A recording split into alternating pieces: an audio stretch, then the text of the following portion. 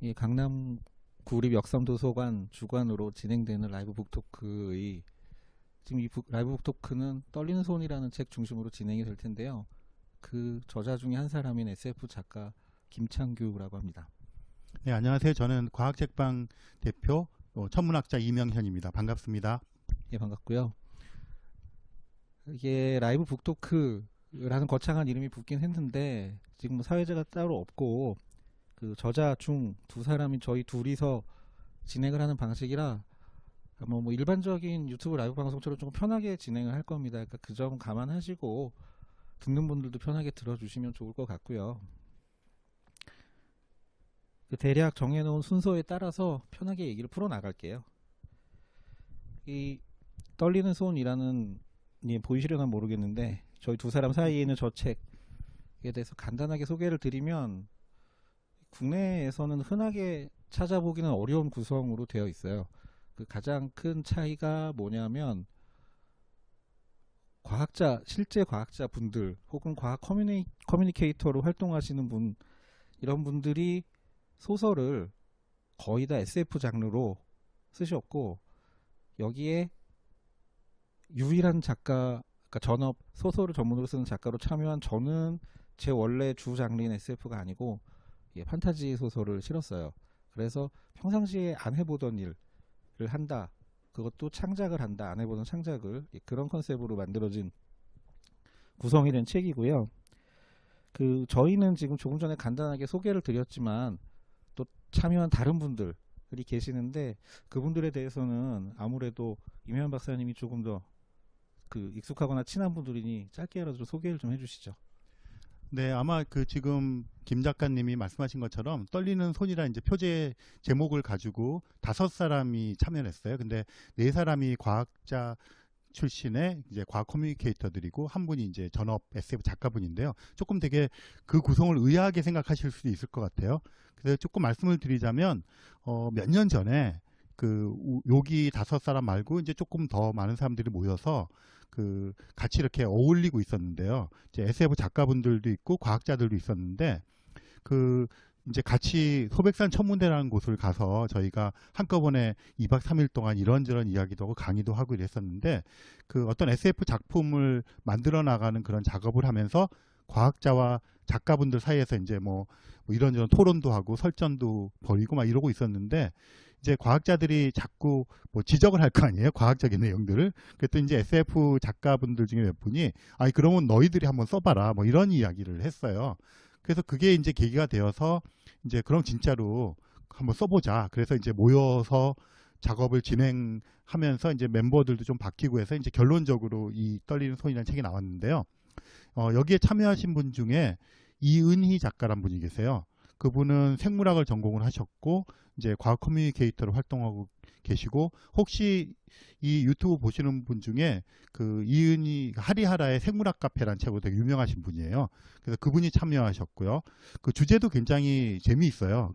남성 수유 뭐 이런 것에 대한 약간 그런 작품이고, 이분은 글 쓰는 게 이제 하리하라의 생물학 카페를 하시니까 익숙한 분인데 과학 SF 동화 같은 것도 조금 쓰시고 그러셨던 분이고, 이제 대학교 시절에는 이제 편집, 잡지 편집도 하셨고 이런 배경이 있습니다.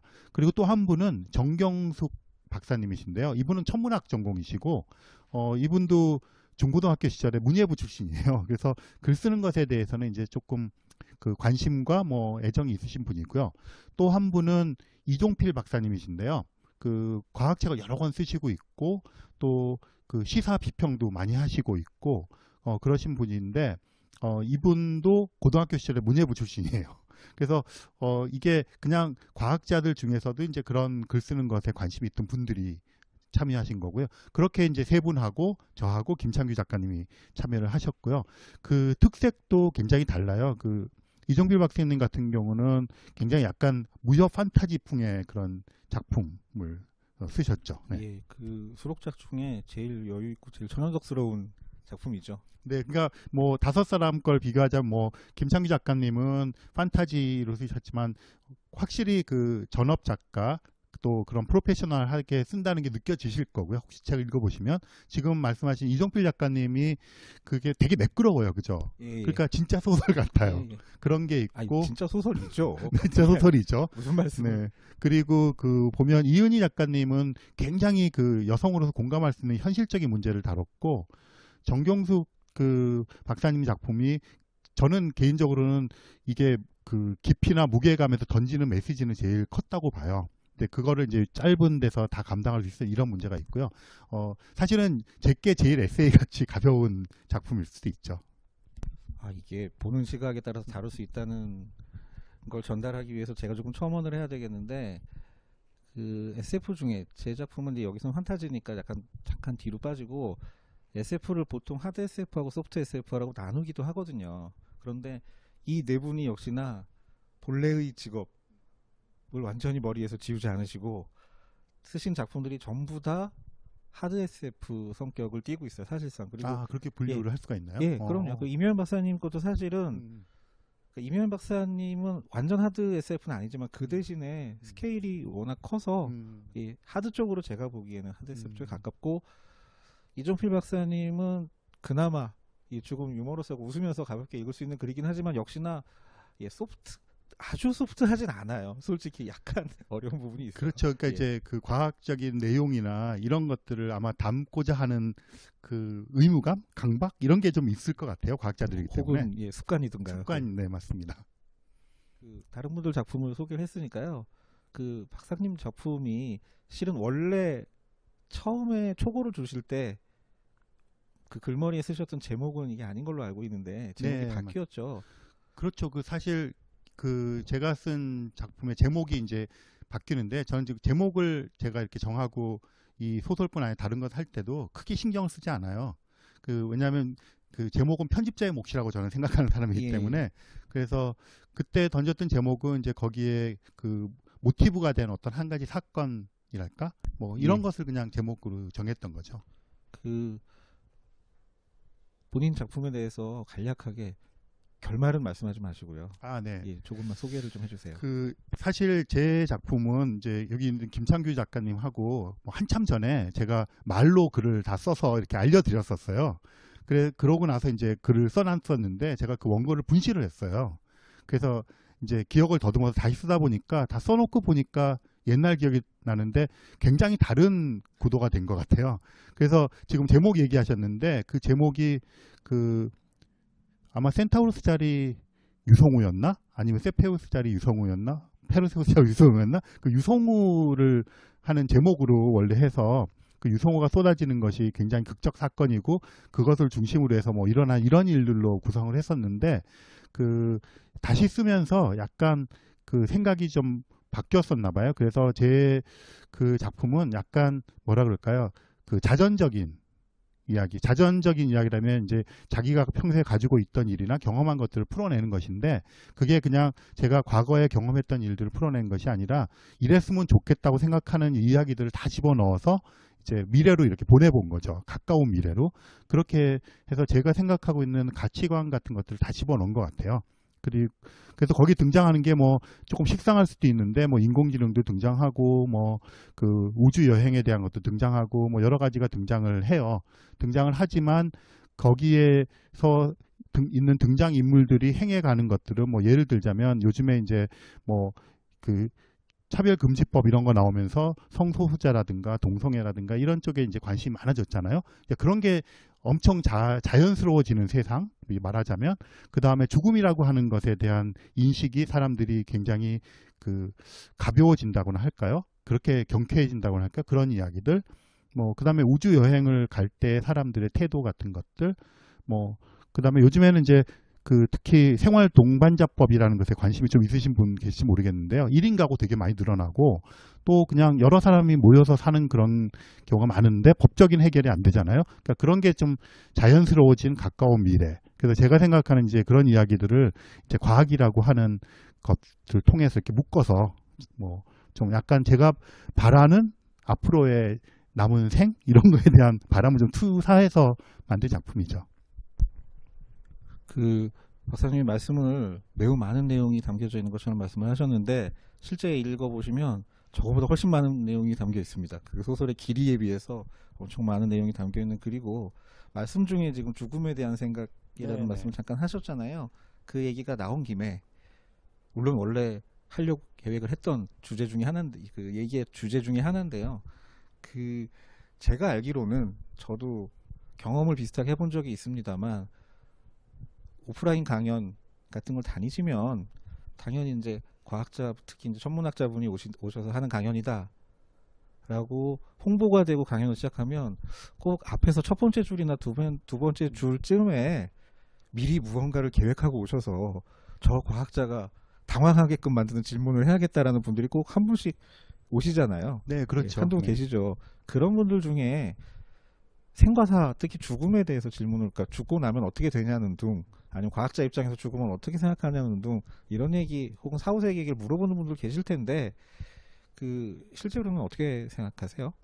네, 말씀하신 것처럼 이제 뭐 죽음이라든가 종교라든가 이런 것들이 이제 그 물어보신 분들이 있는데요. 그러니까 죽음에 대한 그 생각은 사실은 저한테는 그 어릴 때부터 굉장히 큰 화두였어요. 그 제가 기억하는 가장 오래된 죽음에 대한 제 이제 나름대로의 고민은, 지금 나이로 말하면 한 초등학교 한 2학년, 3학년 요 무렵인데, 그냥 마루에서 모기장을 쳐놓고 온 가족이 자고 있었는데, 그때 갑자기 막 그런 생각 들 때 있잖아요. 죽음이란 단어는 아니지만 갑자기 엄마 아빠가 죽어서 사라지면 어떻게 되지? 어디가 있을까? 막 이런 거 있잖아요. 그러니까 죽음보다는 사라지고 못 만난다는 그런 좀 두려움. 그래서 이제 엄마한테 물어봤던 것 같아요. 모기장 속에서, 엄마 우리가 죽으면 어떻게 돼? 그럼 이제 통상적으로 어른들이 하는 말이, 우리 나중에 하늘나라에서 만나, 뭐 이런 거잖아요. 뭐 이런 거잖아요. 별이 되는 거 아니었나요? 뭐 별이 되는 거, 뭐 아니면 어디선가 우리는 만나, 뭐 엄마가 지켜보고, 뭐 이런 종류의 말들 하잖아요. 뭐 그렇게 비슷하게 말을 하셨던 것 같은데, 어린 마음에도 좀 납득이 안 갔어요. 어느 지점이요? 그러니까 아니 죽었는데 뭘 어떻게 보지? 뭐 이런, 그러니까 그러니까 해결할 수는 없지만 그랬던 것 같아요.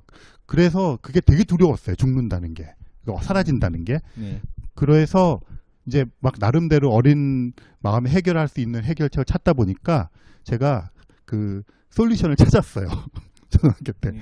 누구를 찾았냐면, 그 책을 읽다 보니까 최치원이라고 하는 우리나라 그 사람이 경주 남산에 들어가서 신선이 되었대요.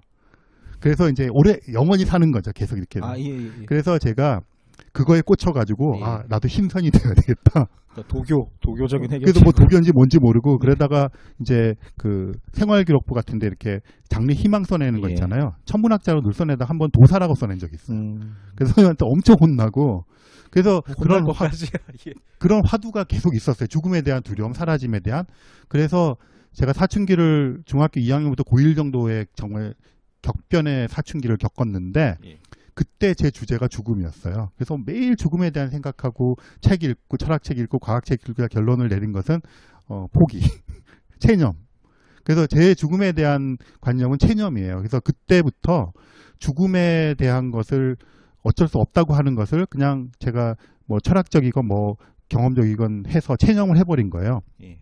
그러고 나니까 저한테 남는 화두가, 그 키워드가 유한함이에요.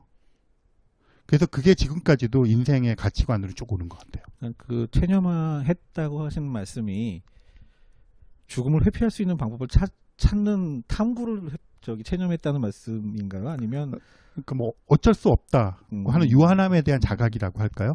그러니까 이제 내세가 이런 게 있다든가 이런 거 아니고, 나는 이제 죽으면 산소로 흩어져서 네, 돌 예. 거고, 내 의식이라는 것은 이게 시간의 흐름 속에 잠깐 있는 것이다. 이거를 그냥 마음으로도 인정하고 예. 머릿속으로도 인정하고 생활 속에서도 인정을 하는 거죠. 그럼 이제 유한하게 되는 거죠. 그럼 가치관이 어떻게 흘러가느냐면, 그 되게 두렵죠, 죽음에 대한 거는. 하지만 그거는 내 의식이 없어지는 거니까 내가 상관할 바는 아닌 거고, 예. 그러면 지금 살아있는 이 순간이 되게 중요해지는 네. 거죠. 맞아요. 그래서 과거와 미래의 가치 가중치보다 현재 시점의 가중치가 엄청 높아지는 거죠. 그래서 이제 이런 식으로 대답을 해요, 보통. 그래서 죽음이라는 것은 저한테는 진짜 엄청난 화두였고, 예. 해결될 수 없는 문제라서 체념했지만, 그러고 나서 남게 되는 게 이제 그 유한함에 대한 자각. 그러다 보니까 사람들을 볼 때마다 모든 사람이 다 불쌍해요. 다 같이 죽어갈 존재잖아요. 그래서 이제 연민이 느껴지는 거죠. 그러니까 그런 게 제 살아가는 뭐 생활 속의 가치관으로도 좀 자리 잡은 것 같아요. 그 다 같이 죽어갈 운명을 피할 수 없는 존재로서 연민의 대상이 된다라는 건 아니지만 저도 살짝 나이가 들 때쯤에 제가 타인들을 바라보는 시선에서는 매우 비중이 작았던 연민이 비중이 작았었거든요. 근데 엄청 커졌어요. 맞아요. 저도 예. 그런 시기가 있었고 예. 연민이 굉장히 이제 점점 커지면서 이제는 내가 사람들 앞에 내가 글을 쓸 수 있겠구나 이런 걸 느낀 것도 말씀하신 그 연민의 폭이 예, 커졌을 예. 때였던 예. 것 같아요. 사실 창작을 하면서 삶의 얘기를 다룰 때는 반드시 공감도 해야 되고 인정도 해야 되는 감정이기도 하고요. 그 질문 얘기에서 시작을 했으니 이런 질문 받으신 적 있느냐? 저 같은 경우는 과학자가 아니다 보니 저한테서 답을 달라고 하는 사람들은 거의 없고요. 그 장르, SF 장르에 대한 질문들을 많이 하는데요. 그 중에 하나가 판타지하고 SF는 뭐가 다른가? 맞아요. 하는 그런 걸, 질문들 많이 하죠. 네. 많이 물어봅니다. 그래서 해당 내용 강의를 할 때 아예 처음부터 그냥 그 부분을 먼저 얘기를 하고 해요. 그런데 아마 최소한 제가 그래도 나름 SF 장르를 어디 가서 강의도 하고 다니고 많이 얘기도 하기 때문에 이게 짧게 얘기하면 오히려 오해를 불러일으킬 수가 있어서 그 얘기를 본격적으로는 못하고 여러 가지 SF하고 판타지 장르 여러 가지 차이가 있는데 그 중에 사실 SF 장르와 판타지의 가장 큰 차이는 과학이라는 학문에 대한 이해를 제대로 하느냐 못하느냐에 따라서 이해가 될 수도 있고 안 될 수도 있다고 생각을 합니다. 뭐냐면 과학을 지식의 묶음으로만 생각을 하면 그러니까 연구의 결과, 검증된 결과들만 모아놓은 것이 과학이다라고 생각하면 SF, 즉 사이언스 픽션의 사이언스를 제대로 이해를 못할 테고요. 그게 아니라 세상을 바라보는 인생관 혹은 세계관에서 그 사이언티픽한 세계관으로 세계를 보느냐 아니냐. 여기서 세계라는 건 이제 작품 속 세계를 구성할 때도 마찬가지가 되겠죠. 예. 그 SF 작품 속에 등장을 하는 작가가 삽입을 한 이론이나 뭐 줄거리상에 등장한 어떤 과학적인 현상이나 이런 것들이 실제로 증명 가능하냐 아니냐와는 상관없이 혹은 그 작품에 등장하는 미래의 모습이 실제 미래하고 매우 흡사하냐 아니냐는 상관없이 작가는 예언자가 아니니까요. 하지만 과학적으로 세계를 바라보는 눈과 가까운 시선으로 작품을 구성을 하고 써나가고 메시지를 전달하고 반면에 판타지는 그렇게 어떤 조건을 가지고 세계를 보진 않죠. 예. 물론 두 장르 모두 작품 내에서 내적인 개연성이나 설득력은 다 가져야 됩니다만 아마 그렇게 얘기하면 한쪽은 조금 더 다양한 각도에서 현실 얘기를 할 수도 있고 상상을 다룰 수도 있는 장르인 반면 저게 SF가요. 판타지는 그 다양한 색깔의 드라마를 조금 더 담아볼 수 있는 장르다? 이렇게 말씀을 드릴 것 같아요. 그래서 SF와 판타지를 나눈 경계는 사실상 흑백으로 이렇게 선명하게 눈에 드러나도록 갈라지진 않습니다. 사실은 좀 많이 자세히 확대해서 들여다보여지만 보이는 영역이에요. 그래서 그 얘기는 이제 언제 나중에 한 번 더 자세히 말씀드릴 수 있는 기회가 있을 때 본격적으로 말씀을 드리고요.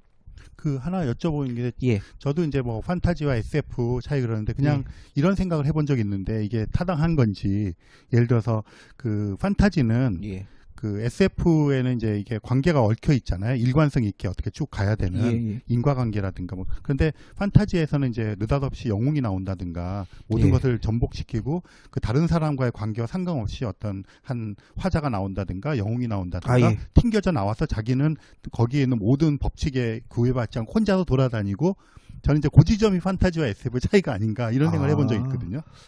사실 쓰려면 SF도 뭐 그렇게 못 쓸 건 아닙니다만 근데 이게 장르가 특히나 서브 장르가 나뉘어졌다는 건 사실 그 서브 장르의 어떤 전형이 있어요.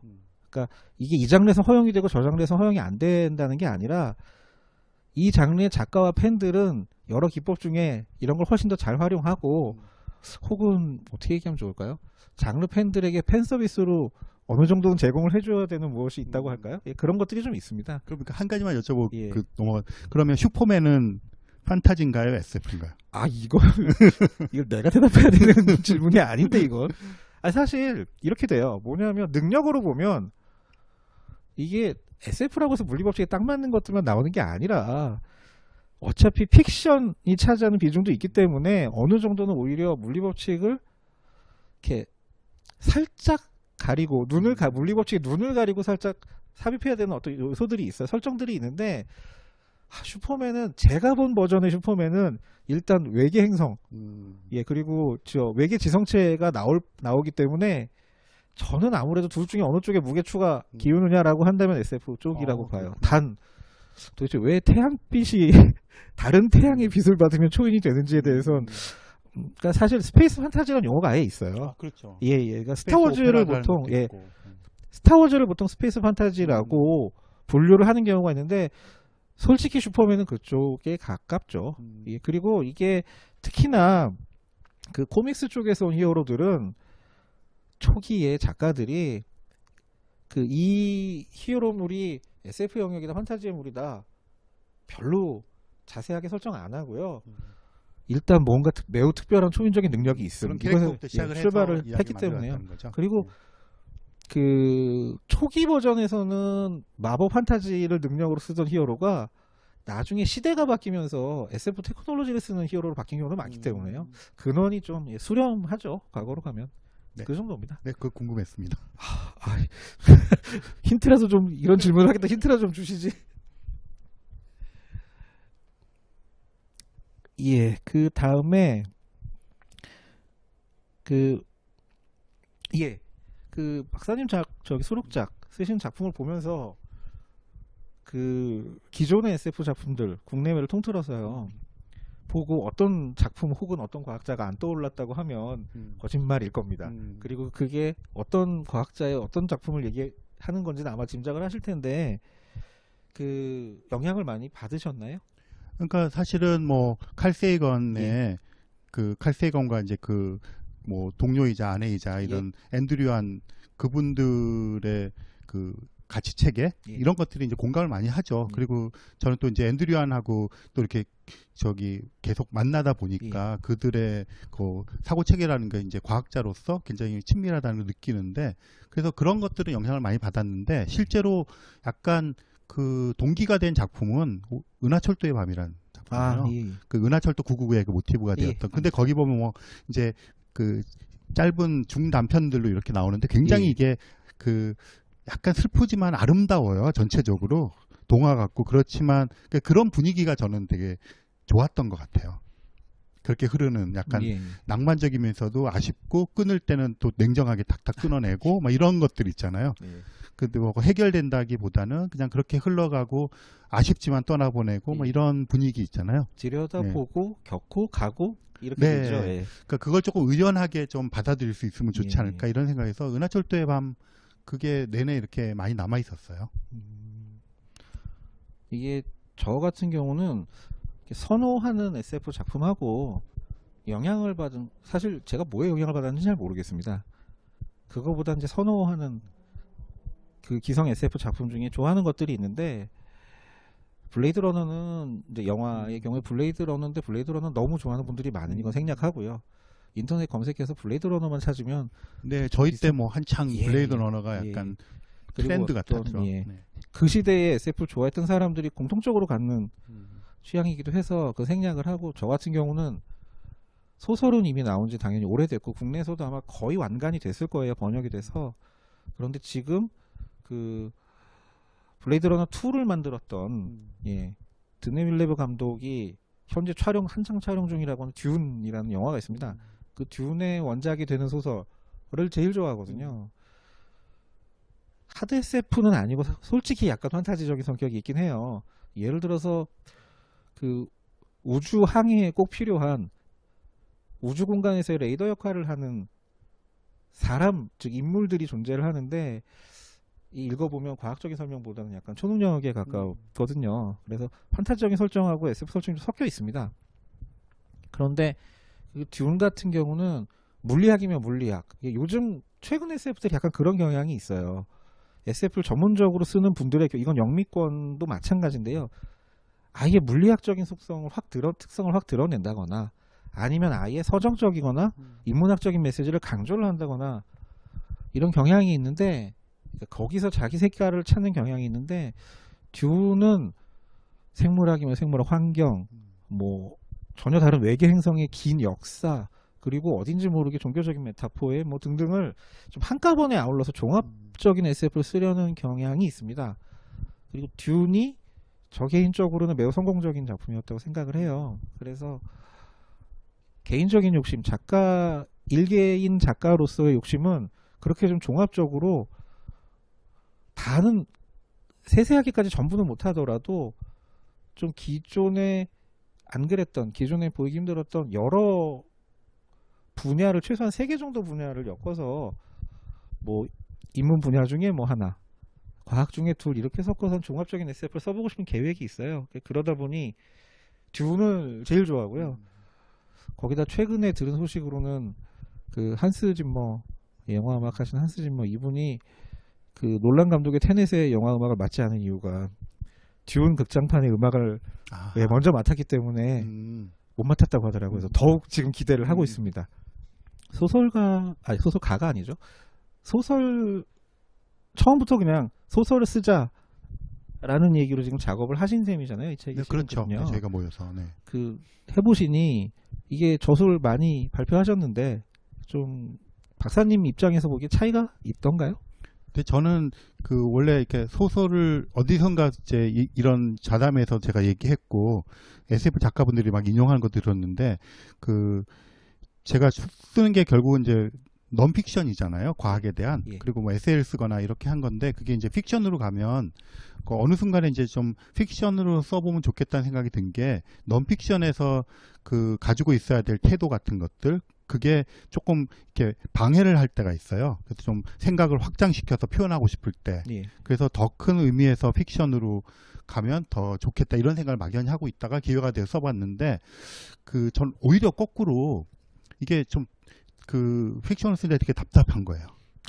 그게 이제 왜 조금 답답했어요. 왜 그러냐면 약간 그 어떤 구도라든가 예. 여기서 어떤 장치들 같은 거를 넣고 이러는 것들이 예. 이렇게 되게 쓰면서 조금 피곤했어요. 피곤합니다. 예. 네, 그래서 이제 픽션을 만드는 작가분들이 마땅히 해야 될 그런 일들이 있고 넌픽션에서 이렇게 해야 될 것들이 있는데, 그러니까 그게 이제 제가 서툴기도 하고 또 하다 보니까 이 픽션 쪽이 훨씬 더 자유도를 가지고 제가 생각하고 있던 거를 넣을 수 있을 거라 생각했는데 그렇게 하기 위한 그 장치들을 만들어가고 그렇게 해나가는 작업이 이제 훅달이 안 되고 훈련이 안 돼 있으니까 그게 이제 좀 그 불편하거나 좀 익숙하지 않은 거죠. 그래서 이걸 조금 더 쓰려고 그런 연습들이 좀 있어야 되겠구나 이런 것들을 좀 사실 느꼈어요. 이 무대 공연 같은 경우 본 공연 시작하기 전에 그 많은 스태프분들이 뭐 소품이라든가 아니면 배경에 필요한 장치들 이런 걸 이미 다 만들고 뭐 한 과정을 끝난 다음에 본 공연 그렇죠. 이야기가 시작되잖아요. 이 소설이 그 부분이 쉽지가 않다 보니 그 이종필 저 박사 같은 경우는 최근에 단독 저작을 냈죠. 네, 이분들이 이제 다 그 이번으로 끝날 게 아니라 다 관심을 가지고 그 정도 있던 분들인데 역시 그 김창규 작가님이 가장 소설다운 소설처럼 자연스럽게 흐른다고 했던 이종필 박사님이 최근에 빛의 전쟁이라는 장편을 내셨어요. 그 읽어보셨어요? 아니요, 아직 안 읽어봤습니다. 네, 저는 이렇게 쭉 훑어봤는데 역시 그 굉장히 그것도 김창규 작가님 말씀에 의하면 하드코어 SF 판타지 뭐 판타지도 나와요? 약간 SF 판타지 그 추리 심리 작품이에요. 서스펜스도 보통 많이 기본으로 들어가고. 근데 그거를 거기다 뭐 굉장히 많은 과학적인 내용들이 들어가는데 그거를 잘 이렇게 잘 만들어 간 것 같아요. 그러니까 그 자연스럽게 그래서 그 사람들이 읽으면서 그게 걸거치지 않게. 네, 그래서 굉장히 멋진 작품이라고 생각해요. 어쨌든 이제 이종필 박사님이 장편을 치고 나가서 다른 분들이 이제 또 따라서 그런 창작을 하면 좋을 것 같아요. 네. 얼마 전에 그 우연히 이은희 선생님을 뵀는데 잠깐 뵀는데 그때 여쭤봤어요. 다른 일로 뵐 때 혹시 그 동화 말고 그 뭐 성인 대상이라고 해야 되나요? 예. 그 저연령대 대상이 아닌 말하자면 일반 연령대 대상으로 혹시 SF를 계속 쓰실 생각이 있는 거 여쭤봤더니 쓰실 생각 있다 그러더라고요. 그리고 그분 외에 좀 에너지가 넘치시는 분이라 그렇죠. 지금 한창 활동을 예. 잘 하시고 이렇게 뭘 막 하겠다 하시면 약간 눈에서 빛을 내는 네, 느낌이 맞아요. 있는데 SF를 쓰겠다라고 하실 때 눈에서 빛을 내시더라고요. 그리고 뭔가 전달하고 싶은 메시지가 꽤 또 있으신가 봐요. 이 책에 실린 글도 그랬고요. 그래서 혹시 과학자들이 쓴 SF 기대하시는 분들은 또 기대해 보셔도 좋을 것 같고, 실제 영미권도 과학자가 쓴 SF가 그렇게 많지는 않습니다. 예, 그렇죠. 그렇지. 그게 아까 말씀드린 예. 대로 조금 이렇게 하는 방식이 좀 틀리니까 예, 그 예. 허들이 있는 것 예. 같아요. 그리고 과학자가 쓴 SF만의 맛이라는 게 또 있기도 해요. 그렇죠. 예. 네, 맞아요. 그 예를 찾아보기가 그렇게 쉽지는 않아요. 그런 면에서 이 떨리는 손이 꽤 의미 있는 작업이었고, 사실 원래는 더 많은 분들이 글을 쓰시려고 했는데 이러저런 사정으로 그러지 못하게 해서 조금 아쉬운 면도 있긴 해요. 예. 그리고 이제 창작 얘기를 여쭤봤으니 그 이외에 뭐 진행 중이시거나 예정하고 계시거나 계획하고 계시거나 하는 뭐 강연이라든가 아니면 집필 중이신 작품 같은 게 있으면 좀 여쭤봐도 될까요? 네, 그러니까 저는 이렇게 어쨌든 지금 집중해서 이제 마무리해야 될 것들이 몇 개 있는데요. 이게 그 과학적인 것도 있고 약간 과학과 문학이 섞인 것도 있는데 예. 과학적인 거는 아무래도 이제 제가 요즘 집중했던 것들이 칼 세이건에 관련된 거라서 그분 책을 다 읽고 이제 전작 해설책이 제가 지금 쓰고 있는 게 있고요. 예. 그다음에 칼 세이건 뭐 사상기행, 그래서 이제 칼 세이건이 살았거나 활동했던 지역을 거의 다 이제 제가 돌았거든요. 그래서 그 칼 세이건에 관한 책 이제 올해 마무리를 2권 해야 되고, 그 다음에 하나는 과학자가 읽어주는 문학이라는 게 꽤 오래전부터 지금 이렇게 예, 그렇죠. 하고 있는 게 있는데, 그게 이제 문학 비평에 대한 책이에요. 근데 그 다윈주의 문학 비평, 다윈은 이제 그 종애기원 쓰신 진화학자니까 그 다윈주의 문학 비평이라든가 뭐 개입주의 문학 비평이라든가 뭐 인공지능이 요즘 쓴 소설이야, 이런 것들을 아울러서 과학이라는 틀 속에서 그런 어떤 창을 통해서 문학을 보면 어떨까, 그리고 그거를 어떻게 우리가 소비할 수 있을까, 이런 것들에 대한 것, 뭐 이런 게 지금 제가 당장 좀 마무리해야 될 것들이고요. 그 기회가 되면 사실은 이제 제가 김창규 작가한테 여기 떨리는 손에 쓴 제 작품을 처음부터 기획 때부터 신업부터 다 들었기 때문에 이걸 좀 비평적으로 얘기를 해달라는데 얘기를 아직 안 해주고 있거든요. 앞으로도 안 할 겁니다. 그래서 그 얘기를 좀 들으면 뭐 필요하다면 조금 이렇게 개선해보거나 뭐 그렇게 해보는 것도 재밌겠다, 이런 생각을 갖고 있어요. 만약에 그 여기 신림 박사님 글을 제가 평이라는 형태로 어디 가서 얘기를 하든 아니면 타이핑을 해서 글로 남기든 하는 경우가 있다면 딱 한 경우일 겁니다. 그 SF 쓰는 법 강의를 할 때 봐라, 과학자는 이렇게 썼고 라고 얘기할 때 그렇죠. 어쩌면 발췌를 해서 조금 얘기를 할지도 모르겠어요.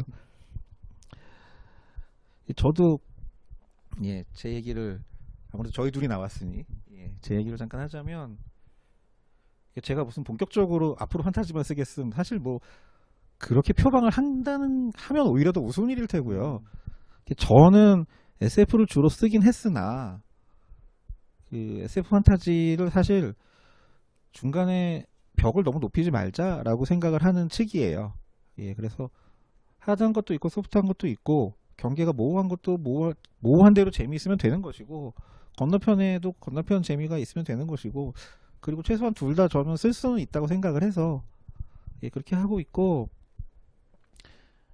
그 또 하나가 저 지금은 이제 장편 위주의 작업을 하고 있어요. 그리고 그 장편 중에는 세계관, 그러니까 그게 공간적인 세계관이나 과학적인 세계관 말고 시간적인 세계관도 포함을 시켜서 조금 시리즈로 한 뭐 서너 권, 세 권 정도 할 수 있는 그런 SF를 지금 쓰고 있습니다. 예. 그리고 이게 제가 예전에는 아이작 아시모프나 이런 저기 하일라인이나 영미권의 SF 작가들, 뭐 르귄이나 이런 분들이 아주 넓은 세계관에서, 그러니까 발표 당시에는 그렇게 얘기하지 않았었는데 나중에 평가를 하거나 나중에 돌이켜 보면서 사실 이거 다 하나의 세계관으로 처음에는 그렇게 설정한 거 아니었는데 엮었음, 이렇게 얘기하는 작품들이 있거든요. 그래서 꼭 저렇게까지 해야 되나 라고 생각을 했었는데 아이씨 그렇게 나이가 들었다는 얘기를 하려는 건 아닌데 요새 좀 그런 욕심이 들고 있어요. 그래서 그동안 썼던 단편들을 보니까 의외로 엮을 수 있는 것들이 꽤 있겠더라고요. 그래서 그 작업을 좀 해보려고 이게 조금 길게 호흡이 긴 게 아니라 이 전체를 나중에 아울러 보면 큰 세계관 안에서 한꺼번에 동시에 연이어 읽을 수 있는 그런 시리즈물 그런 걸 좀 기획하고 있긴 합니다. 뭐 작가인이 번역 그 청탁을 받은 것 말고는 이제 전부 창작 얘기겠죠. 그러면 이게 저희가 일단 준비를 해왔거나 이 책에 관련돼서 할 얘기들은 1차적으로 저희가 생각했던 건 거의 다 한 셈이에요. 셈이고 혹시 뭐 책 관련해서 이 떨리는 손 관련해서 더 하고 싶은 말씀이나 있으세요?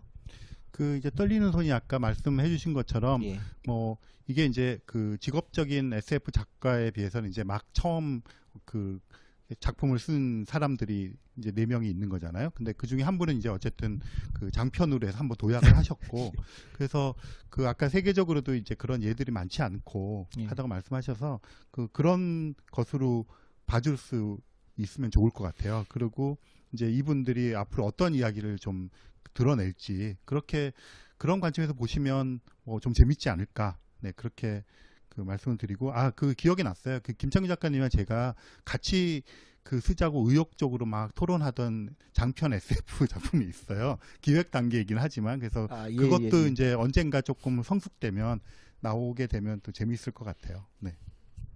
네, 사실 이렇습니다. 이게 제가 함부로 단정 지을 얘기는 아닌지 모르겠는데 그냥 어느 한 장르에 조금 긴 시간 몸을 담고 있는 사람으로서 보자면 이 글은 잘 쓴 글이고 이 글은 못 쓴 글이다라는 것에 대한 기준은 절대적인 건 전혀 아니고요. 그 안에 들어있는 요소들 간의 어떤 상대성에서 비롯되는 것 같아요. 그리고 그게 장르마다 다 다르고 그 다음에 뭐 뻔한 얘기지만 필자가 어떤 사람이냐와 텍스트도 사실 직결이 되어 있기도 하고요. 그래서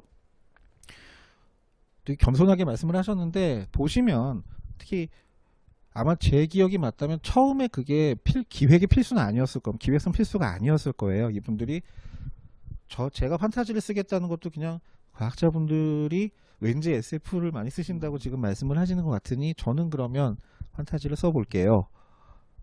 이렇게 얘기를 했던 것이고 과학자분들도 처음에는 반드시 SF를 쓰세요는 아니었어요. 그런데 맞아요, 왠지 모르게 다들 SF로 써야 한다고 생각을 하셨던 것 같아요. 그래서 그 결과 장르를 나누자면 SF에 속할 글들이 다 나왔고 그리고 이런 게 있습니다. 과학자분들 혹은 과학 쪽 커뮤니케이터로 활동을 하시는 분들이 쓰다 보니 그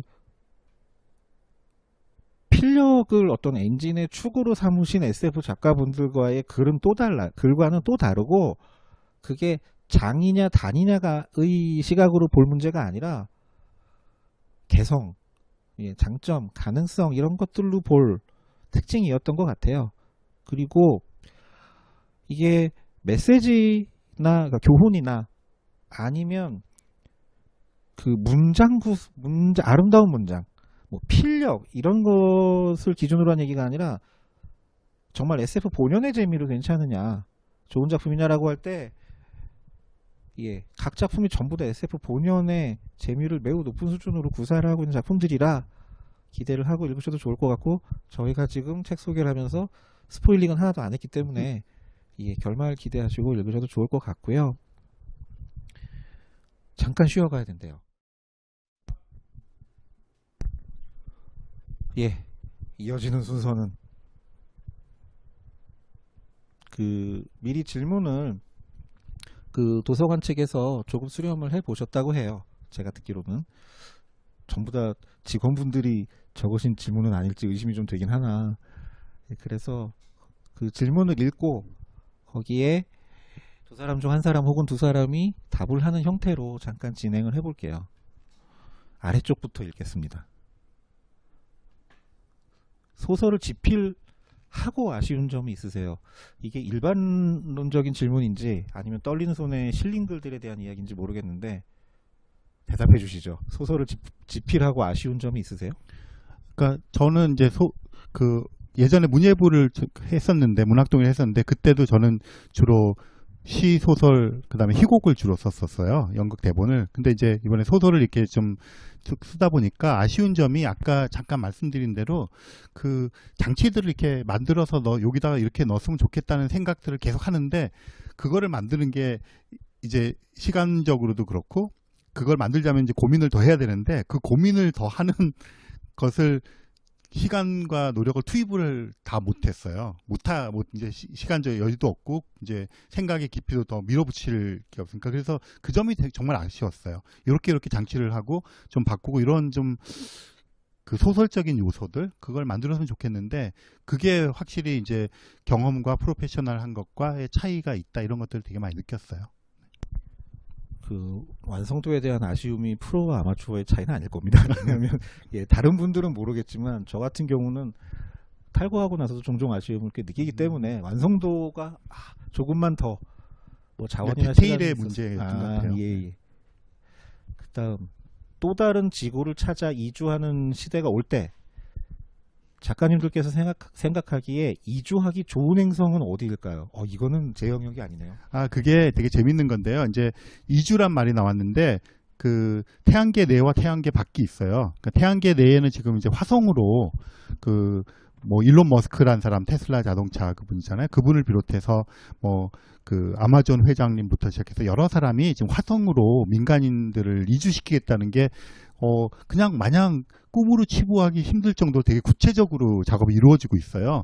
그래서 그렇게 가는 계획들은 제 생각에 최소한 이번 세기 내에는 어떤 형식이든 이루어질 것 같다고 보고요. 그 다음에 이제 외계 행성이라는 게 있어요. 태양계 바깥의 행성인들인데 거기에 지구랑 좀 비슷한 행성들이 있고요. 그래서 그쪽으로 이렇게 여행 가는 이런 것들도 지금은 사이언스 픽션의 영역이지만 얘기가 나오고 있는데 심지어는 제가 이제 우주생물학 학회 이렇게 다니다 보면 발표를 할 때 이제 좀 요즘 젊은 분들은 좀 이렇게 발랄하게 발표를 하잖아요. 그래서 외계 행성들이 지금 한 4,000개 정도가 있거든요. 그걸 분류를 했어요. 그래서 분류를 해서 부동산 가격처럼 가격을 먹였어요.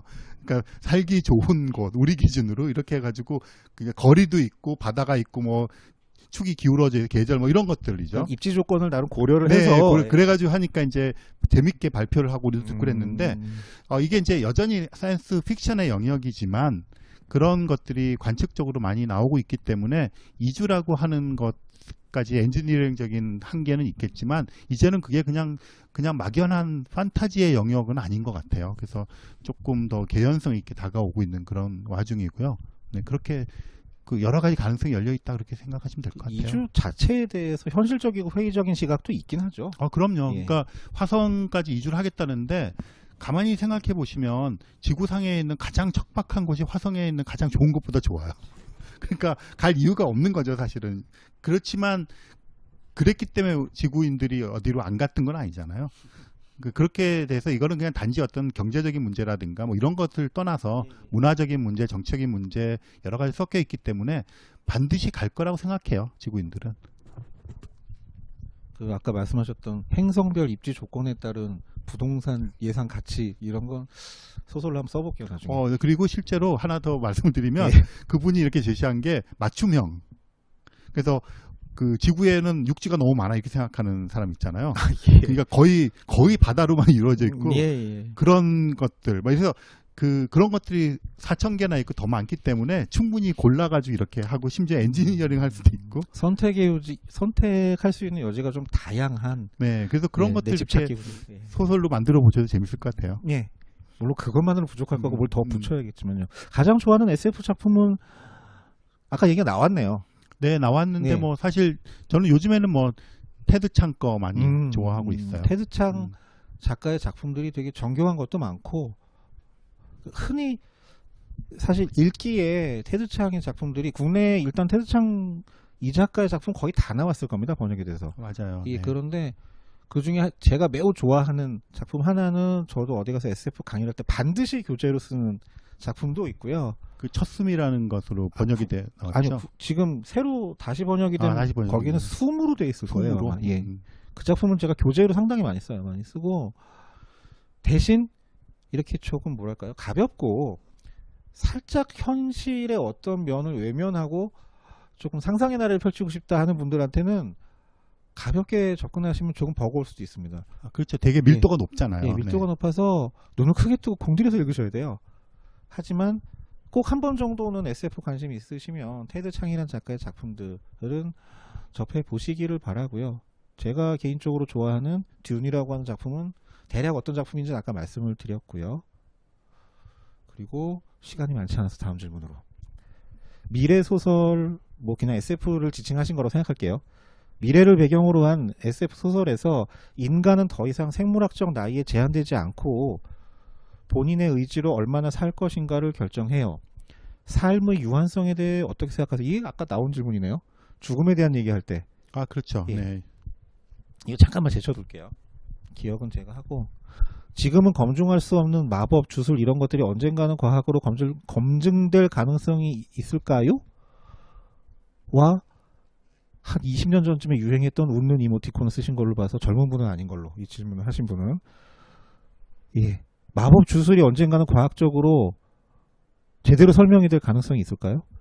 그러니까 사실 마술이라는 거는 우리가 다 눈속임이라는 건 다 알면서 즐거워하고 받아들이는 거잖아요.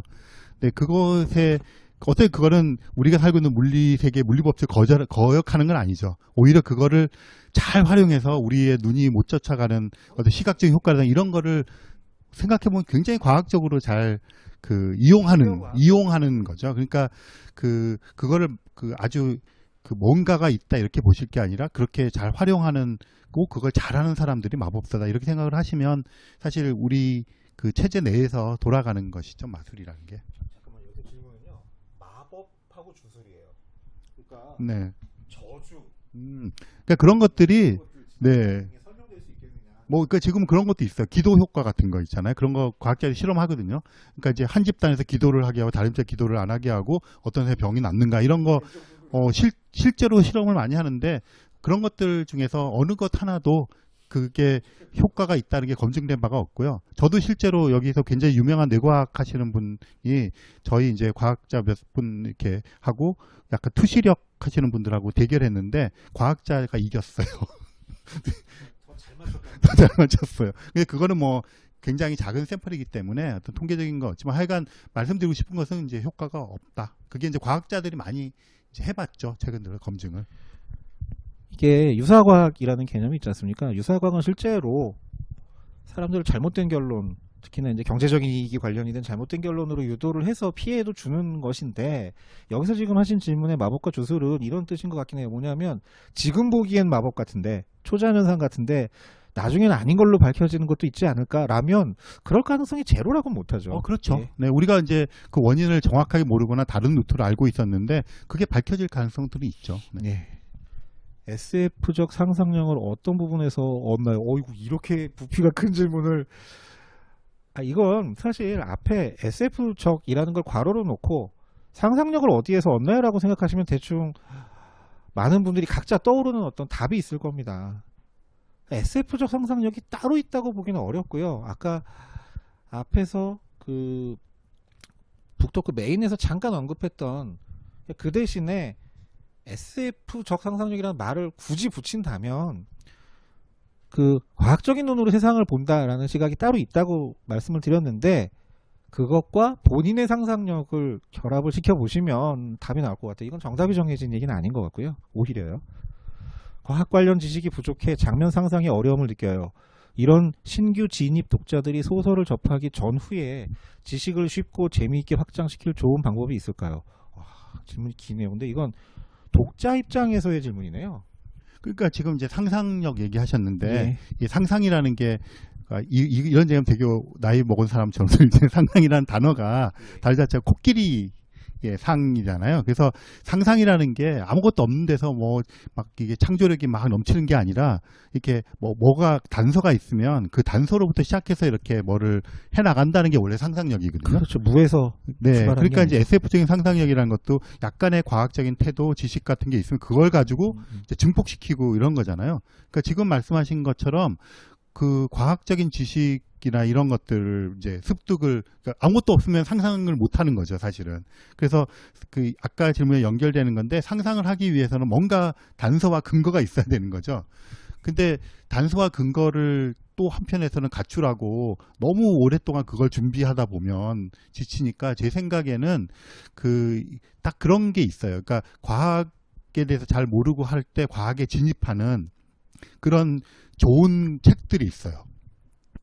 진입하기에 딱 맞는. 예를 들어서요. 그러니까 그거는 이제 시대가 지나면서 바뀌는데 최근에 제가 주목하고 있는 거는 그 출판사의 이름을 제가 잊어버렸는데 뭐 좀 아는 10대라는 시리즈가 있어요. 뭐 빛 좀 아는 10대.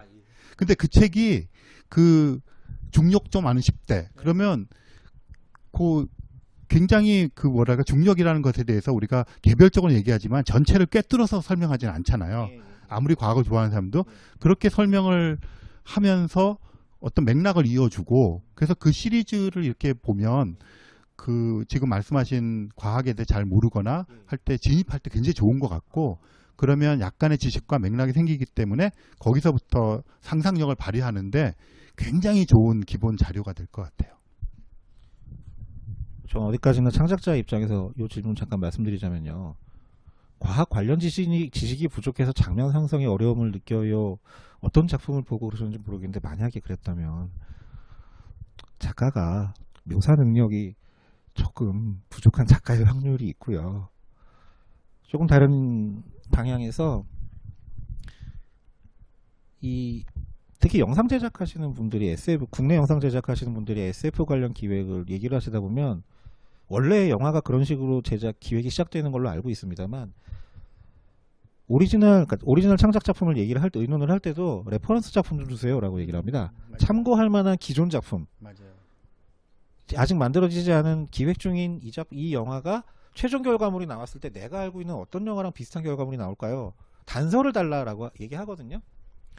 근데 독자 입장에서는 내 작품의 레퍼런스가 뭐야를 알고 본다는 거는 그럼 그 작품의 내용에 대한 접근성은 이렇게 되는 거죠. 그래서 이거 반우스개입니다만 이런 방법도 있어요. SF란 장르를 정말 좋아하시면 아니면 어떤 특정 장르를 정말 좋아하시면 그 장르의 특징이 다양한 대표적인 작품들을 이해가 되거나 안 되거나 많이 읽으세요. 그럼 머릿속에서 뒤죽박죽 섞여서 머릿속에 어느 것 하나 선명하게 안 남아있을 겁니다. 그랬다가 나중에 다른 새로운 작품을 보면 머릿속에서 뒤섞인 것들이 레퍼런스로 작용을 해서 아마 직관적인 이해에 도움을 드릴 수 있을 거예요. 시간이 얼마 안 남았네요. 그래서 인간과 로봇이 평화롭게 공존하는 세상이 왔을 때 이러면 이상적일 것 같다고 그려본 모습이 있을까요? 그러니까 지금 이제 예전에 보면 딱 약간 이분법적이죠. 그러니까 인공지능 로봇이랑 인간이 대결 구도고 한쪽이 한쪽을 멸망시키려고 하고 막 이렇게 되는 게 구도였는데 그 가만히 도서관 같은 데나 서점 가서 책을 인공지능이라는 것을 검색을 해보시면 최근 몇 년 동안의 인공지능에 관련된 책들은 전부 인간과 협업에 대한 거예요. 그러니까 이게 이제 그 전에 강한 인공지능 해서 모든 걸 뭐 장악하고 이런 게 아니라 지금은 약한 인공지능의 시대거든요. 그래서 이 인공지능이라는 걸 생각하지 않고 인간의 일을 하지 못하는 지경에 와 있어요, 지금은. 그러다 보니까 더 이게 약한 인공지능이 강한 인공지능으로 가기 전 단계인 거잖아요. 그러면 지금 단계야말로 인간과 인공지능이 협업을 해야 되는 단계다. 이런 기조가 형성된 것 같아요. 그래서 경제학적으로도 그렇고 과학에서도 그렇고 모든 논의들이 지금은 어떻게 하면 같이 할까, 없어진 일자리를 대신할 게 뭘까, 심지어는 용접은 다 인공지능 로봇들이 할 거니까 그러면 걔네들을 가리키는 그 이렇게 매니저라 그럴까요? 뭐 그런 사람으로서의 인간의 자아 뭐 이런 것들이 많이 나오고 있어서 사실은 그리고 이제 요즘 막 얘기 나오는 게 일은 걔네들에게 시키고 우리 놀자. 그 산업혁명 초기에 가졌던 인간들의 그런 꿈 같은 그게 것들을 지금 실현하자. 농담이 아니라 농담이 아니라 진지한 얘기로. 근데 이제 많이 이렇게 나옵니다. 이제 판을 꾸미는 것 같은데 그러자면 해결돼야 될 문제가 있잖아요. 그렇죠. 자본 권력을 갖고 있는 사람들이 일부를 놔야 되는 거고 뭐 이런 게 나오니까 또 정치적으로는 뭐 좌파나 우파 상관없이 기본소득 얘기 나오고 막 이런 예, 것들이 예. 같은 맥락이거든요. 그러니까 지금 말씀하신 것처럼 어쨌든 같이 공존해야 된다는 것에 대한 자각을 한 것 같아요. 저는 최근에 어디 가서 이런 얘기를 한 적이 있는데 질문을 하나 받았습니다. 그 SF 작가는 예언자가 아니라고 분명히 얘기를 했는데도 불구하고 미래의 가족에 대해서 어떤 상상을 해봤느냐 혹은 할 수 있느냐라는 질문을 받아서 좀 극단적인 얘기를 왠지 해야 작가 느낌이 좀 날 것 같아서 일단 동성, 이성 상관없는 성인 2인 그 가정 단위의 주 수입을 담당을 하게 될 아마도 성인 2인과 그 다음에 유전자를 서로 주고받지 받았던 안 주고받았던 그 뭐 지금의 아이들에 해당하는 미성년 그 다음에 이 아이가 태어날 때부터 보고 자란 AI 그 다음에 태어날 때부터 보고 자란 AI와 태어날 때부터 봤던 피가 안 섞일 수도 있는 성인과 그 다음에 인공지능도 아니고 인간도 아닌 동물 하나 이렇게 가족 단위가 기본이 될 수도 있다라고 얘기를 했더니 그리고 되게 무난한 얘기를 했구나 이러고 안심하고 있었는데요. 그 들은 분이 이렇게 파격적인 얘기를이라고 하셔서 이게 뭐가 파격적이지라고 했던 기억이 나긴 해요. 그냥 제 생각엔 언젠가부터 옆에 그냥 늘 있었던 존재. 근데 이게 인간이 볼 때 인공지능이 그렇다라는 일방성 관계가 아니라 인공지능이 볼 때도 나 태어날 때부터 인간들이 옆에 있었어. 이런 관계가 되고 시기, 질투, 혐오나 폭력의 대상이 안 되면 되는 거 아닐까요? 서로? 그 정도 생각을 하고 있고요. 지금 되게 중요한 말씀해 주셨는데 뭐 특히 일본에서 이제 그 할머니 할아버지 그 할머니 가정에서 그 약간 움직이지 않는 스피커 같은 인공지능들은 거의 필수적으로 돼 있고 요즘에 반려동물 되게 많잖아요. 그러니까 그렇게 돼 있고 그다음에 요즘 혼자 사는 사람도 되게 많고 뭐 나이 드신 분들도 뭐 서울시에 4분의 1이 혼자 사는 가정이라 그러잖아요. 그러니까 그런 게 있기 때문에 또 그 사람들끼리 이렇게 혈연 관계없이 모여 있고 그런 게 많기 때문에 지금 뭐 두 사람 밑에 아이 2명 뭐 이런 식의 기존은 이미 깨졌다고 보고 지금 말씀하신 것들이 태어나면서부터 그런 세대가 오기 시작하니까 너무 자연스럽게 이렇게 좀 복합적인 거기에 그 구성 요소로 저는 반려동물, 인공지능 로봇, 그 다음에 말씀하신 그 여러 혈연 관계가 아닌 사람들의 집단 이게 기본이 될 것 같아요. 혹은 제 식으로 얘기하면 좀 그렇게 돼야 되는 게 아닐까라는 생각을 그걸 해요. 이제 흔히 우리는 생활 공동체, 뭐 생활 동반자 그렇게 얘기를 하는 거죠. SF 장르 지피를 꿈꾸는 이들에게 해주고 싶은 말이 있나요? 뭐 너무 많은데요. 일반론적인 얘기 하나만 할게요. 장르 아까 제가 잠깐 말씀드렸잖아요. 장르 창작자 입장에서 작가주의 뭐 이런 걸 지향하시는 분이 아닌 다음에는 어느 정도는 장르 팬들에게 약간 팬서비스 같은 느낌으로 서로 즐기자라는 의미로 넣어줘야 되는 어떤 씬이나 소재 같은 것들이 있는 경우가 있는데요. SF 장르를 조금 진지하게 쓰시겠다면 최소한 이 장르가 폐쇄성보다는 열린 곳으로 나아가는 경향이 있거나 혹은 작가들이 그런 생각들을 많이 갖고 있고 비록 그 뭐 멸망이라든지 전쟁이라든지 뭐 재난이라든지 이런 극단적인 상황을 소재로는 많이 쓰지만 거의 예외 없이 SF 쪽 작가들도 결국은 희망과 공존과 이런 것들을 강조해서 얘기하기 위해서 그런 상황을 이용하는 경우가 많아요. 그러니 SF 장르에 대해서 예를 들어서 뭐 기껏 해봐 10몇 줄 정도로 요약이 되어 있는 신문 문화면의 기사 이런 것들만 보고 SF 장르가 이런 거다라고 단정을 짓지는 마시고 조금 폭넓게 읽어보시면 그 SF 장르가 가지고 있는 수용성이라든가 이런 것들을 제대로 보실 수 있을 겁니다. 그걸 먼저 좀 가능성을 먼저 아시고 나서 장르 지피를 생각해 보시는 게 제일 좋지 않을까 싶어요. 글 쓰는 작업 환경이 궁금해요. 오전, 오후 집, 도서관 하루의 루틴 같은 게 있으신지요? 하고 아까보다는 조금 나이가 적으신 분이 쓸 법한 그림이 그려져 있어요. 답해 주세요.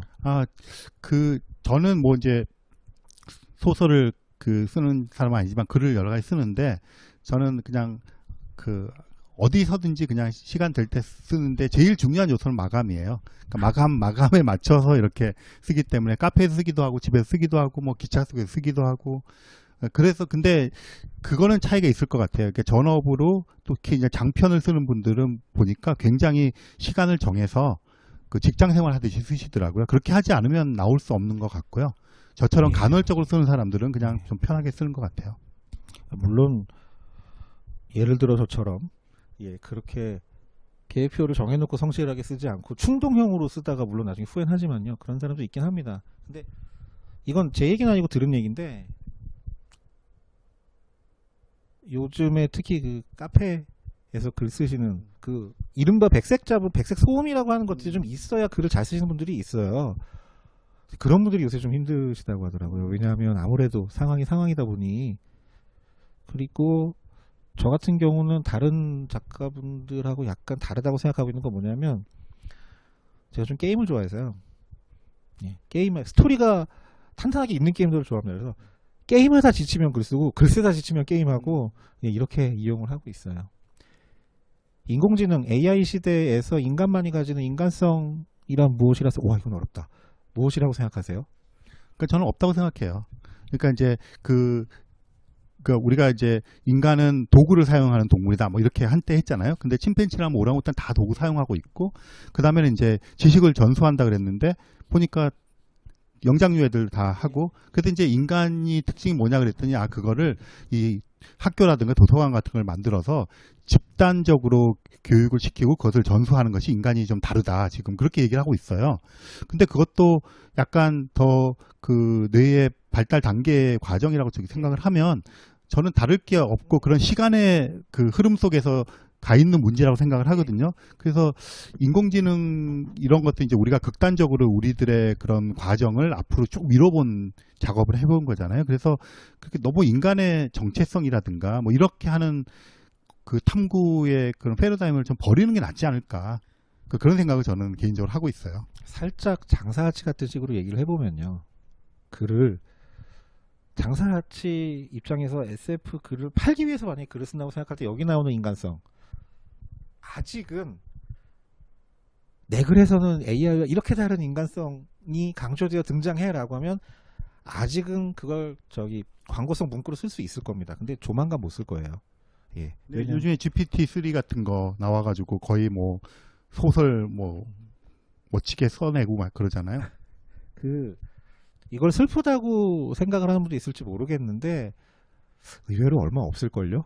인간만이 가지는 인간성이라는 거. 책을 쓰실 때 책의 소재를 어떻게 얻으시나요? 이런 어려운 질문 하시겠어요? 저는 물론 넌픽션 넌픽션 쓸 때도 그렇고 일단 저는 무조건 마감 그다음에 매수가 나오면 거기서부터 소재를 찾아요 거꾸로. 그래서 뭐 예를 들어서 길이에 따라서 키워드를 3개를 넣어야 된다. 그럼 키워드를 넣고 거기에 맞는 소재를 제가 그냥 평소에 생각했던 것들과 매칭을 시키는 거죠 일종의.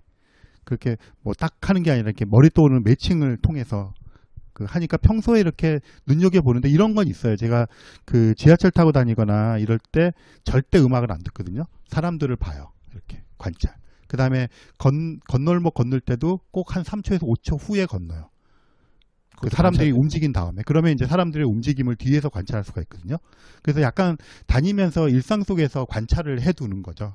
그러면 생각보다 굉장히 디테일한 재밌는 일들이 많아요. 맞아요. 그걸 이제 볼 수 있는 시간과 공간을 확보하는 거죠. 그러면 이제 소재가 좀 쌓이는 것 같아요. 그러면 이제 나중에 매칭할 때 튀어나오는 거죠.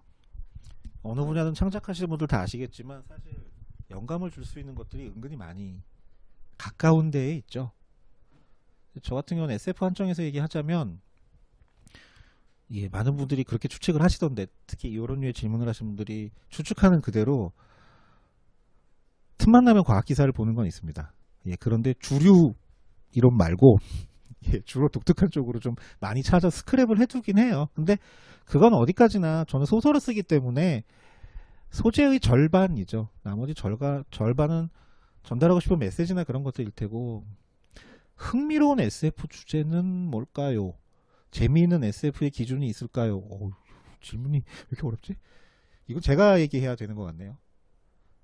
아니요, 흥미로운 SF 주제는 뭘까요?라는 질문은 이건 답을 물어보시는 질문인 것 같은데, 이게 특별히 어느 SF 주제? 소재가 더 흥미롭다라는 건 없을 것 같습니다. 그냥 시대 관련일 것 같고요. 예, 드디어 걱정하고 있던 마무리 부탁합니다 라는 메시지가 왔습니다. 그래서 잠시만요. 마지막 질문 하나 해볼까요? 네. 예. 이거는 자기 조직화가 가능한 살아있는 생체 로봇이 생성된다면 어떤 변화가 있을까요?는 우리가 생체 로봇 아닌가요? 우리 인간이? 네, 그러니까 아마 그런 걸 같아요. 이제 로봇인데 왜 그 곤충들이 많으니까 예. 곤충 같은 거를 이렇게 받아서 먹고 이렇게 생체 에너지를 바꿔서 쓰고 또 자기 이렇게 고장 나면 그걸 프로그램에서 고치기도 하고 자가 치유하는 이런 로봇들이 지금 연구가 되고 있고 일부 실현되고 있잖아요. 그러니까 그게 결국은 외부 에너지를 받아서 생체 에너지 바꿔서 사용하는 그런 개념이고 자가 치유도 하고 이렇게 되니까 그런 것들은 나오겠죠. 나오는데 이제 우리가 인간이랑 자꾸 비교할 때는 인간 같은 의식이 있느냐 없느냐 그런 걸 따지고 있잖아요. 그래서 그런 게 나온다고 하더라도 지금의 상상력의 범위에서 크게 벗어나지는 않지 않을까? 저는 그렇게 생각을 해요. 참고로 50년대 SF 중에 모든 인류가 하나의 덩어리가 되어버리는 그 첨단 의학 시설에서 흘러나온 오염물질 때문에 모든 인류가 하나의 덩어리가 되어버리는 작품이 있어요. 살아있는 생체 로봇이 생성돼서 인간하고 합쳐지면 아마 그렇게 될지도 모르겠다는 생각이 드네요. 예. 질문 답변뿐 아니라 이 시간 자체를 이제 조금 정리를 해야 될 때가 된 것 같고요. 홍보성 덕담을 해야 되는데 짧고 굵게 많이 읽어주세요. 예, 그 얘기하러 나온 거기 때문에요. 많이 읽어주시고 특히나 과학자분들이 쓴 소설이 어떤 장단이 있는가가 궁금하신 분들도 보시면 좋을 것 같고 은근히 하드 SF 쪽으로 기울어져 있습니다. 작품들이. 제 글은 판타지니까 빼고요.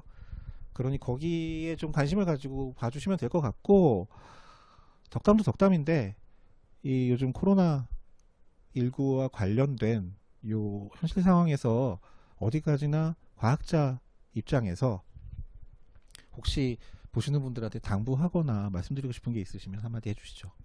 그러니까 어떤 의미에서는 지금이 굉장히 SF적인 상황들이 벌어지고 있는 거잖아요. 그래서 이제 이게 이제 이런 때 이렇게 발로되는 거죠. 그래서 과학과 약간 비과학, 반과학적인 그런 것들 대결 구도도 있는 것 같고 그래서 그런 때일수록 예를 들어서 SF적인 상상력이 훨씬 더 필요한 것 같아요. 그래서 그냥 있는 현실을 바라볼 때 약간 조금 더 과학적인 창으로 보고 그것이로부터 비롯될 세상에 대한 것을 약간 SF적인 상상력으로 그런 걸 할 때 아무래도 이제 과학자들이 과학이라고 하는 창을 그대로 유지한 채 쓴 소설들이니까 그런 가치관, 세계관 이런 것들 좀 엿볼 수가 있어서 한번 좀 읽어봐 주시면 좋겠다고 생각해요.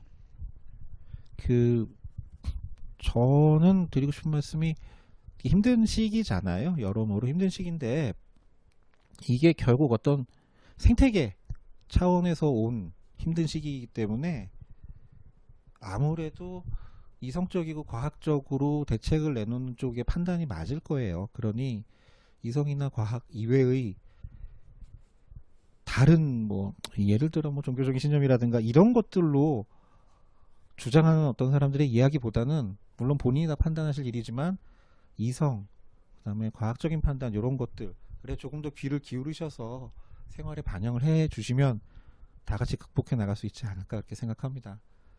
긴 시간 함께 들어주셔서 감사하고요. 인사 혹시 따로 하시겠어요? 네, 이렇게 어쨌든 요즘 온택트 시대라 그러니까 이렇게 만나 뵙게 반갑고요. 오늘 얘기 경청해 주셔서 고맙습니다. 감사합니다. 예, 감사하고요. 기계적이고 딱딱한 목소리를 읽겠습니다.